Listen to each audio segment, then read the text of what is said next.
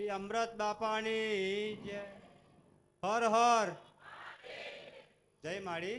જ્યારે માં તમારા સાનિધ્યમાં આવ્યો અને તમારી માનતા રાખી ત્યાર પછી માં એ દુઃખ મટી ગયું અને અત્યારે માં ખાવા પીવાનું બધું જ કમ્પ્લીટ માં ખવાય છે. ના ના ના લગભગ બહુ સમય થઈ ગયો હતો. ધાબુ ક્યારે ભરાયું ધાબુ?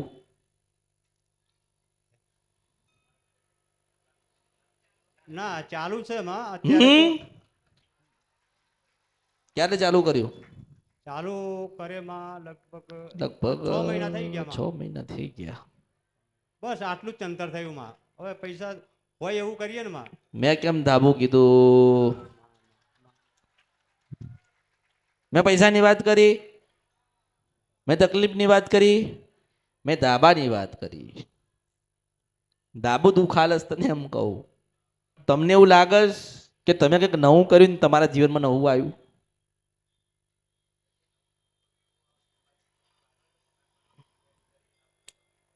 ના માં મને તો એવી કોઈ ખ્યાલ બાર એવું છે નહીં માં. તમને ધાબુ દુખાલસ કેમ આલસ કે માં એ તો તું તમે ધાબાના પૈસા કાંઈ લાવ્યો મને કે હેન?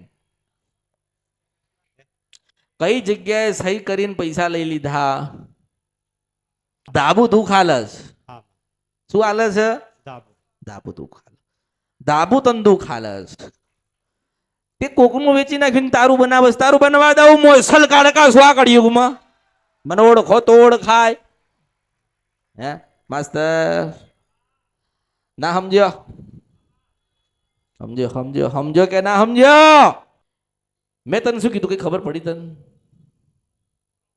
બોલો. માં હવે એ ધાબાની વાતમાં તો માં મને કઈ અરે ખબર જ રે, નહીં. મારું રાખ્યું ને તારું બનાવે, તારું બનવા દઉં. તને ખબર પડે પણ ઓળખો તો હા ઓળખાય. માં માં માં પડી ખબર. શું પડી કે મન કે હા માં પડી. મન કે હેણકા પાવાગઢ પાછી જવું મન કે. એક વાત હપત, એક વાત હપત. આ માસ્તર શું કે? માસ્તર નો ઓળખા? આ રહ્યો. આ માસ્તર છે ને, માસ્તર હે તે માસ્તરના દાદાની જમીન 40 વીઘા હતી. સમજો, માસ્તરને વીઘા દીકરાને હવે માસ્તર તે જીવ્યું તાર દિન જીવ્યો 70 વર્ષ ને 80 વર્ષ પછી નારાયણ. પછી એનો દીકરો આવ્યો ને, માસ્તરનો દીકરો. તે માસ્તરે જે કાળકા બેહાડી હતી ને તે એ ઘર વેચી નાખ્યું.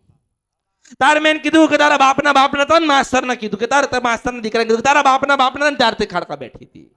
હા માં. હારું તું આ 75 થી 80 હજાર તું લાવ્યો ક્યાંથી મને કે? માં એ ઘર મેં જે અમારા બાગનું જે ઘર હતું અમે રહેતા એ માં વેચ્યું એને 80,000 રૂપિયા આયા. અચ્છા 80 હજાર આયા. એ મિલકત કોની મને કહીશ? માં હવે એ મિલકત મારો ગયડો માં જે હતો એમની છે, અમારી નહીં માં. અમે આ ગામના નહીં માં. એટલે તમે વેચી કોને વેચી? અમે વેચી, મેં વેચી માં. તે વેચી ને મેં વેચી માં. તે વેચી બરોબર છે. એટલે મેં શું કીધું કે જમીન માસ્તરના દાદાની હતી અને માસ્તરના બાપુજીને 10 વીઘા મળી. માસ્તરને એમાંથી 1.5 વીઘો મળ્યો અને માસ્તર જીવતા જીવતા કાળકાને અંદર બેહાડ્યું હોય. માસ્તરના દીકરા આયા એટલે કે આવા ગામડાનું ઘર પડી ગયું છે એટલાને વેચી નાખવું છે. પછી મારા પાવાગઢમાં થયું ઉતરું, ડેબડિયા તળાવમાં પડી, નૈન ધોઈને દૂધ જેવી ચોખ્ખી થઈ. શંકર ભગવાને શિવરાત્રીના દિવસે મને કાળકાને સોનાનો મોરનું પીસું આલ્યું. મારા અંબોડામાં ભરાયો, સુવર્ણ રથ આવ્યો. સુવર્ણ રથ આવ્યો અને મેં મારો ભગવો ભેખો તો થોડો ઊંચો કર્યો અને કૂદકો મારીને મારા રથમાં બેઠી. રથમાં બેઠી અને પછી ગોતવા જાઉં તો આ ભાઈનું ધાબુ બનતું.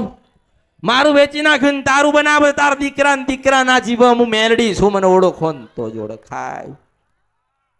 માસ્તરને તો ખબર હતી, જીવ તો તાર ખબર હતી કે મારી કુળદેવી કાળકા થાય.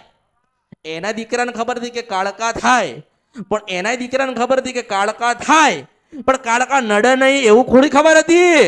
માર નડવું છે ને તો હામથી નડાવું મેલડી સ્વાકડ યુગમાં. એટલે ધાબુ ભરાતું. આનું ઉતરસ નકર આ તો મરી જશે. આ તો પડી ખબર. શું પડી કે માં બીજાની ગરતારમાં જે ધાબુ મેં સંડાસ બાથરૂમ બનાયા બોલો? એ જ માં અમારે ભૂલ. ગઈ ભેંસ અને ઘર મેં વેચી દીધું માં આ 80,000 વાપર્યા તારી એ મારી જો તાર દાદાજી નથી તારા બાપુજી નથી નથી માં એક એક પતિ પત્ની રહેતા ડોશી ડોહા હતા હા માં ડોહા 60 માં ગયા સાચું માં અને 80 ડોશી ગયા હા માં એટલે આ ભાઈને આપ્યું લે તું વાપરજે ને તાર બાપાજી તું હાચવજે હા. એમ ફરતા ફરતા ભાઈ પાસે આય હા માં એક રૂમ ને એક ઓસરી એક ઓસરી મોટી ને એક રૂમ હા એના 2 દરવાજા સાચું. બાજુમાં જગ્યા આ વેચી નાખ્યું શાન દીકરા ના મરી જાય માસ્તર હું મેરડી શું કળિયુગમાં આના બાપના બાપ નતા ને ત્યારની બેઠી હતી વિચાર કરો લોકો નહીં કહેતા માતાજી એમ કહે છે કે તમારા દીકરા મરી જાય હારા તારા દીકરા મારીશ મને પડી લે હું મેરડી છો મારા ઝપટમાં તો પડો મારા ઝપટમાં તો પડો એક વખત જો નારાયણ ત્યાંથી ના નાખી દઉં ને તો મારું નામ મેલડી નહીં જમીન તમારી નથી આ ફરતું પડતું તમારી પાસે આવ્યો પાણીની ટાંકી બનાવી પેલું બનાવ્યું છેલ્લે નહીં બનાવું નહીં રહેવું અહીંયા તો કે વેચી નાખ્યું વેચ્યું તો ઘર બન્યું ના માં અત્યારે અડધે જ ઊભું હવે તાર પૈસા કાંઈ લાવો પૈસા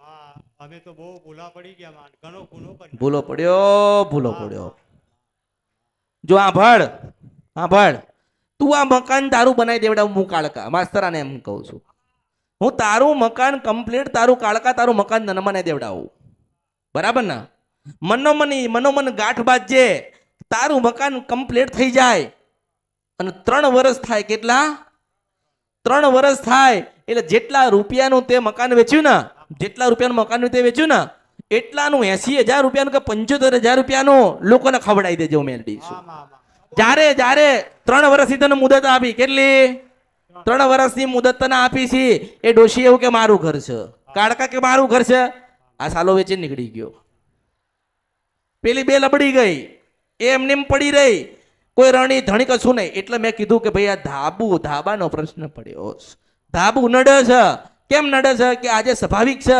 કે તમે કંઈક તમારી વસ્તુ વેચી એટલે પૈસા આયા તમે શું વિચારો કે આપણે અહીં નાખીશું તમે ન ખાઈ ગયા પછી કે ડોક્ટરે આવું કર્યું અહીં કાણું પડી ગયું અહીં વાગી ગયું આવું થાય છે વરસથી ખાતા નતા તકલીફ આવે ને જીવનમાં હવે તકલીફ એને ઓરી ને તકલીફ એ ભાઈ ઓરી છે માતાજી નડવા આયા કોઈ દિવસ નથી માતાજી આપણને કોઈને નડતા નથી 3 વર્ષની તને મુદત આલું છું 75 થી 80,000 નું દાન કરજે એવું કહેજે કે ડોશીમાં તમારા નામના 10,000 નું ખવડાયું માં કાળકા તારા નામનું 10,000 નું આજે ખવડાયું તારા 75 થી 80,000 નું 3 વર્ષ પછી તું પુનરાવર્ત કરી નાખજે આ મકાન તારું બની જશે ને તને કોઈ માતા નડશે નહીં જે દાડે તું એવું વિચારીશ કે અમે સુખી થઈ ગયા ઘર બની ગયું બીમારી ગતી રહી અને એના મગજમાંથી ને મનમાંથી કાઢી નાખીશ પૈસાનું પુનરાવર્ત કરવાનું તો ભૂલી જઈશ તો તમે આ ધરતી પર હશો બધું તમને ચોખ્ખું બતાવ્યું અરીસો બતાવ્યો ને બધું બતાવી દીધું ને મેં હવે એ ભૂલો પડે અને 12 મહિને આવીને કે માતાજી તું ખાય તો હું શું કરીશ એમ નહીં કે આજે 12 મહિના થયા પણ 5,000 નું કોઈને ખવડાવ્યું નથી એવું કે છે નહીં એટલે ઓળખો તો ઓળખાય ખબર પડી શું કીધું કે ક્યાં દુખી થયો અને શું કરવાથી દુઃખમાંથી બહાર નીકળશો એમ કહો 3 વર્ષે 80,000 રૂપિયાનું પૂરું જે બધુંમાં ખવડાવી દઈશ.